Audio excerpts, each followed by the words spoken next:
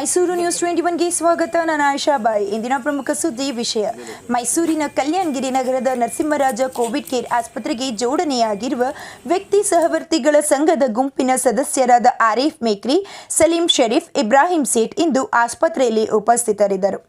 ನಮ್ಮ ವಾಹಿನಿಯೊಡನೆ ಮಾತನಾಡಿದ ಆರೀಫ್ ಮೇಕ್ರಿಯವರು ಇಲ್ಲಿಯ ಒಳರೋಗಿಗಳಿಗೆ ಮತ್ತು ಆಸ್ಪತ್ರೆಯ ಸಿಬ್ಬಂದಿಗಳಿಗೆ ಉತ್ತಮ ಮಟ್ಟದ ಊಟ, ಹಣ್ಣು, ಔಷಧಿ, ಹಾಲು, ಬಿಸ್ಕೆಟ್ಗಳನ್ನು ಪ್ರತಿದಿನ 50% ವಿತರಿಸುತ್ತಿದ್ದೇವೆ. ಆಸ್ಪತ್ರೆಯ ಸಿಬ್ಬಂದಿಗಳಿಗೆ ಸರ್ಕಾರದಿಂದ ಸಂಬಳ ಬಾರದಿದ್ದಾಗ ಸಂಬಳ ವಿತರಿಸುತ್ತಿದ್ದೇವೆ. ಒಳರೋಗಿಗಳಿಗೆ ಕಾರ್ಪೊರೇಷನ್ನಿಂದ ಲಭ್ಯವಿಲ್ಲದ ಔಷಧಿಗಳನ್ನು ನಾವು ಹೊರಗಡೆ ಹೋಲ್ಸೇಲ್ನಲ್ಲಿ ತಂದು ವಿತರಿಸುತ್ತಿದ್ದೇವೆ. ಇಲ್ಲಿಯವರೆಗೆ 5 ರಿಂದ 6 ಲಕ್ಷ ಔಷಧಿಗೆ ವೆಚ್ಚವಾಗಿದೆ ಮತ್ತು ಇಂದು ಆಸ್ಪತ್ರೆಗೆ ಅವಶ್ಯಕತೆ ಇರುವ ಉಪಕರಣಗಳನ್ನು ವಿತರಿಸುತ್ತಿದ್ದೇವೆ.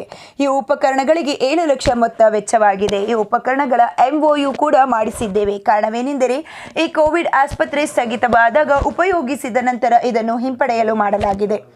NR ಕೋವಿಡ್ ಕೇರ್ ಆಸ್ಪತ್ರೆಯ ಸಹವರ್ತಿಗಳ ಸಂಘದಿಂದ ಈ ಆಸ್ಪತ್ರೆಗೆ ಸೇವೆ ಸಲ್ಲಿಸುತ್ತಿರುವುದು ಶ್ಲಾಘನೀಯ ಎಂದು ಮೈಸೂರು DC ಡಾಕ್ಟರ್ ಬಗಾದಿ ಗೌತಮ್, ಮಹಾನಗರ ಪಾಲಿಕೆ ಆಯುಕ್ತರಾದ ಲಕ್ಷ್ಮೀಕಾಂತ್ ರೆಡ್ಡಿ, ಮಾನ್ಯ ಶಾಸಕರಾದ ತನ್ವೀರ್ ಸೇಠ್, NR ಕ್ಷೇತ್ರದ ACP, ಉದಯಗಿರಿಯ ಕೆಲವು ಪೊಲೀಸ್ ಸಿಬ್ಬಂದಿಗಳು, ಕೋವಿಡ್ ಕೇರ್ ವ್ಯಕ್ತಿ ಸಹವರ್ತಿಗಳ ಸಂಘದ ತಂಡದವರು ಈ ಆಸ್ಪತ್ರೆಯ ಪರಿಶೀಲನೆ ನಡೆಸಿದರು. ಪರಿಶೀಲನೆಯ ನಂತರ ಮೈಸೂರು DC ಡಾಕ್ಟರ್ ಬಗಾದಿ ಗೌತಮ್ ರವರು ಆಸ್ಪತ್ರೆಯ ಸುಸಜ್ಜಿತ ವ್ಯವಸ್ಥೆಯನ್ನು ನೋಡಿ ನಮ್ಮ ವಾಹಿನಿಯೊಡನೆ ಮೆಚ್ಚುಗೆ ವ್ಯಕ್ತಪಡಿಸಿದರು. ಪ್ರಿಯ ವೀಕ್ಷಕರೇ, ನಮ್ಮ ವಾಹಿನಿ ವತಿಯಿಂದ ಮತ್ತೊಮ್ಮೆ ಮನವಿ: ಸಾಮಾಜಿಕ ಅಂತರ, ಮಾಸ್ಕ್, ಸ್ಯಾನಿಟೈಸರ್ ಕಡ್ಡಾಯವಾಗಿ ಬಳಸಿ, ಕರೋನಾ ಮುಕ್ತರಾಗಿರಿ. ವರದಿ ಅಮ್ರೀನ್ ಸಾನಿಯಾ, ನ್ಯೂಸ್ 21 ಮೈಸೂರು.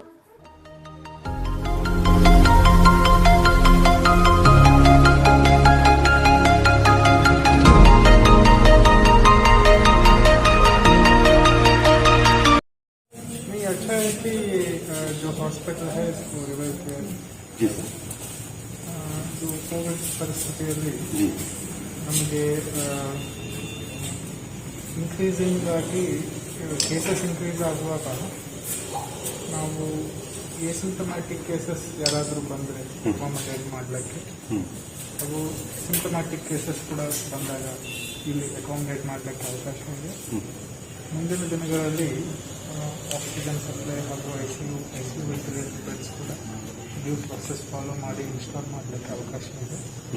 ಹಾಗೂ ಇದೆಲ್ಲ ಆದ ನಂತರ ಕೂಡ ಪೋಸ್ಟ್ ಕೋವಿಡ್ ಏನಾದರೂ ಆಕ್ಸಿಜನ್ ಸಪ್ಲೈ ಬೇಕಾದರೆ ಇಲ್ಲಿಗೆ ಕೂಡ ಪೋಸ್ಟ್ ಕೋವಿಡ್ ಒಂದು ಯೂನಿಟ್ ಕೂಡ ಇಲ್ಲಿ ಮಾಡಲಿಕ್ಕೆ ಅವಕಾಶ ಇದೆ. ಆಮೇಲೆ ಇಲ್ಲಿ ಮಾನ್ಯ ಶಾಸಕರವರು ಇಲ್ಲಿ ಟೆಸ್ಟಿಂಗ್ ಸ್ವಲ್ಪ ಜಾಸ್ತಿ ಮಾಡಬೇಕಾದ ಅವಶ್ಯಕತೆ ಇದೆ. ಇದರ ಬಗ್ಗೆ ನಮಗೆ ಕರ್ನಾಟಕ ಸರ್ಕಾರದಿಂದ ಡೈರೆಕ್ಷನ್ಸ್ ಬಂದಿದೆ. ಇವತ್ತು ಜಿಲ್ಲಾ ಉಸ್ತುವಾರಿ ಸಚಿವರುಗಳ ಮೀಟಿಂಗ್ನಲ್ಲಿ ಕೂಡ ತೀರ್ಮಾನ ಆಗಿದೆ. ಸೊ ಇಲ್ಲಿ ಹೆಚ್ಚಿನ ಟೆಸ್ಟಿಂಗ್ ಮಾಡಿ, ಬೇಗ ಟೆಸ್ಟ್ ಮಾಡಿ, ಯಾರ್ಯಾರು ಪಾಸಿಟಿವ್ ಬರ್ತಾರೆ ಅವರಿಗೆ ಬೇಗ ಐಸೋಲೇಟ್ ಮಾಡಿ ಟ್ರೀಟ್ ಮಾಡಿದರೆ ನಾವು it will help us fight Covid better. And vaccines ಕೂಡ ನಾವು ಸಪ್ಲೈ ಮಾಡಿಕೊಂಡು ಸ್ಕೇಲ್ ಅಪ್ ಮಾಡಬೇಕಾಗುತ್ತದೆ. So we just want to see what are the facilities available. ನಾವು ಎಲ್ಲ ನೋಡಿದರೆ ಮಾತ್ರ ನಮಗೆ ಗೊತ್ತಾಗುತ್ತೆ. So we are trying to acclimatise ourselves, familiarise ourselves with various hospitals. ನಿನ್ನೆ ನಾವು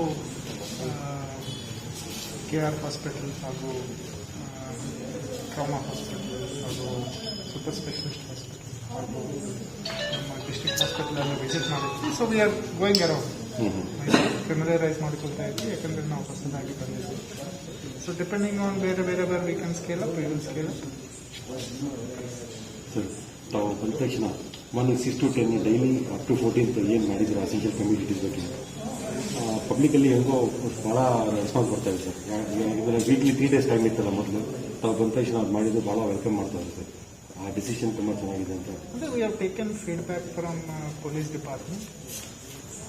ಇದೇನು ಯೂನಿಲ್ಯಾಟ್ರಲ್ ಡಿಸಿಷನ್ ಅಲ್ಲ. ನಾವು ಆಡಳಿತ ಅಂದರೆ ಎಲ್ಲರ ಒಪಿನಿಯನ್ ಅನ್ನು ಫ್ಯಾಕ್ಟರ್ ಇನ್ ಮಾಡ್ಕೋಬೇಕಾಗಿರ್ತದೆ. ಪೊಲೀಸರಿಗೆ 6 to 10 3 days ಇದ್ರೆ ಅವ್ರಿಗೆ ಎನ್ಫೋರ್ಸ್ ಮಾಡುವುದು ಕಷ್ಟ ಆಗ್ತಾ ಇದೆ, ಯಾಕಂದರೆ ಓವರ್ ಕ್ರೌಡಿಂಗ್ ಆಗ್ತಾ ಇದೆ ಅಂತ SP ಅವರು ಇನ್ಪುಟ್ ಕೊಟ್ಟಿದ್ದಾರೆ. ಕಮಿಷನರ್ ಅವರು ಕೂಡ ಹೌದು ಅಂತ ಹೇಳಿರೋದ್ರಿಂದ ಅದು ಜನರಿಗೆ ಹಾಗೂ ಆಡಳಿತಕ್ಕೆ ಅದು ಮಾಡಿದರೆ ಒಳ್ಳೆಯದು ಅಂತ ತಿಳಿಸಿರೋದ್ರಿಂದ ನಾವು ಹಾನಬಲ್ MLAs ಕೂಡ ಕನ್ಸಲ್ಟ್ ಮಾಡಿದ್ದೀವಿ. ಬಹುತೇಕ ಜನ ಒಪ್ಪಿದ್ದಾರೆ. Thank you sir. आज जो भी कार्रवाई हुई चाहे वो डीसी गौतम हो या कॉर्पोरेशन कमिश्नर रेड्डी हो, आप तमाम मौजूद थे। सर, जो भी अशाजात आप दिए हैं उसके बारे में क्या कहना चाहेंगे सर?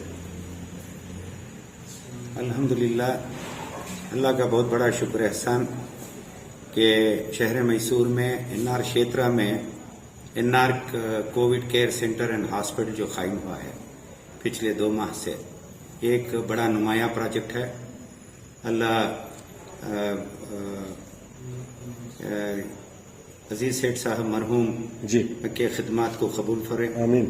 और सबसे ज्यादा उनके दौर में जो ये बिल्डिंग कायम हुई, ये बड़ी हॉस्पिटल कायम हुई थी, वो बीडी वर्कर्स के हद तक महदूद थी जी। और उसके बाद आज अल्हम्दुलिल्लाह ये इस मर्तबा जी सेठ साहब के, तनवीर सेठ साहब की काविशों के जरिए जी एक बहुत बड़ा काम अंजाम में आया है। जी। और आज जो डिप्टी कमिश्नर और कॉर्पोरेशन कमिश्नर को उन्होंने मदऊ किया जी और यहाँ पर लाके यहाँ के सारे सहूलियात और इंतजामात का उन्होंने मुआयना किया, जिसके जरिए बहुत सारी बातें उन तमाम 2 ऑफिसरान के सामने पेश की गई। कई मुतालिबात सेठ साहब ने उनके साथ रखा है जी। और अल्हम्दुलिल्लाह उन्होंने बड़ी खुशी के साथ इस काम का खैर मुकदम किया है। और हमारे एक जो एसोसिएशन ऑफ पर्सन्स, जो हम ग्रुप ऑफ पर्सन्स कहते हैं, इंटेलेक्चुअल्स अमाइदीन शहर मिलकर इस काम में हम सेठ साहब की सरपरस्ती में जुड़े हैं जी। और अल्हम्दुलिल्लाह काफी इक्विपमेंट्स और इंस्ट्रूमेंट्स आज उनके मौजूदगी में जी। हमने इस हॉस्पिटल को एक हत्या दिया है जी। नहीं, हमने सिर्फ यूज करने के लिए दिया है। अच्छा।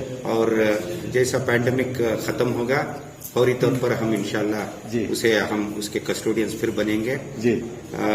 ये बहुत सारे डोनर्स अल्हम्दुलिल्लाह इस काम में जुड़े हैं, हिंदुस्तान के और गैर ममालिक के भी इसमें बहुत सारे अहम डोनर्स रहे। तो अल्लाह का शुक्र एहसान के हम करीब 6-7 लाख रुपए के इक्विपमेंट्स इस हॉस्पिटल को अभी प्रोवाइड किए हैं और this is on a temporary basis. और जैसा पैंडेमिक वगैरह खत्म होगा तो फिर हम फौरी तौर पर वो वापस ले लेंगे। आइंदा के लिए कभी नाखुशगवार हालत आए तो इसे इस्तेमाल किया जा कोई सकता है, ये मकसद इस्तेमाल करेंगे जी। दूसरी बात, हमने 50% फूड का एक जिम्मेदारी ली है। 3 वक्फा खाना वगैरह इंतजाम किया है, फ्रूट्स के साथ कॉफी, टी, बिस्किट्स, हर चीज हमारे तरफ का एक 50% कंट्रीब्यूशन रहेगा और बखिया कॉर्पोरेशन उसका जिम्मेदारी संभालेगी। और साथ ही साथ हम करीब 5 से 6 लाख रुपए के मेडिसिन अब तक प्रोवाइड किए हैं। ये मेडिसिन जो बहुत इम्पोर्टेंट मेडिसिन रहते हैं, एक जैसा एक इन पेशेंट आता है उसके जरूरियात अलग होते हैं, तो कई एंटीबायोटिक्स वगैरह भी लिखे जाते हैं, कीमती दवा देना पड़ता है जो कॉर्पोरेशन प्रोवाइड नहीं कर सकती। दूसरे हाथ से हमने कई बड़े डिस्ट्रीब्यूटर से बात करने के बाद होलसेल प्राइसिंग में हम लाके प्रोवाइड करते आ रहे हैं। अभी एक 1.5-2 माह के अंदर हम काफी बड़ा पैसा उस पर भी खर्च किया है और आगे चलकर जब तक ये वबा रहेगी तो उस वक्त तक की भी जिम्मेदारी हमने ली है। और एक MOU अभी साइन भी किया है डिस्ट्रिक्ट एडमिनिस्ट्रेशन के साथ कि जो भी हमने इक्विपमेंट्स दिए हैं वो एक वक्त तक इस्तेमाल करेंगे और उसके बाद वो वापस करेंगे। तो और करीब 20 से 30 वॉरियर्स और सपोर्टिंग स्टाफ के भी एक्सपेंसेस हर माह जो डिस्ट्रिक्ट एडमिनिस्ट्रेशन नहीं करती है, वो जिम्मेदारी नहीं लेना चाहती है, तो वो एक्सपेंसेस भी हम पुर कर रहे हैं जी। तो पिछले माह के दरमे वगैरह हम रिलीज किए हैं। तो ये 3 मुद्दों पर हम काम किया है। एक खाने पानी का इंतजाम रहा और एम्बुलेंस फ्री सर्विस भी हमने प्रोवाइड की है। मस्जिद यासीन से और अजीज सेठ साहब के नाम से जो है वो सारे एम्बुलेंसेस यूज में आ रहे हैं। और यहाँ तक के दवा वगैरह की बात मैंने की और इक्विपमेंट्स हमने ये किए और बहुत सारे लैब रिपोर्ट्स जो होते हैं वो भी हम टोटली फ्री प्रोवाइड कर रहे हैं। और सीटी स्कैन्स का भी खर्चा हम मेंटेन कर रहे हैं। तो ये सारे अखराजात इदारे की जानिब से जो एनआर कोविड केयर सेंटर जो ग्रुप है उसकी जानिब से अखराजात मीट किए जा रहे हैं। इंशाल्लाह उम्मीद है कि हमें जैसा भी और भी डोनर से ताउन होगा और उसे सही जगह हम इंशाल्लाह खर्च करेंगे। शुक्रिया।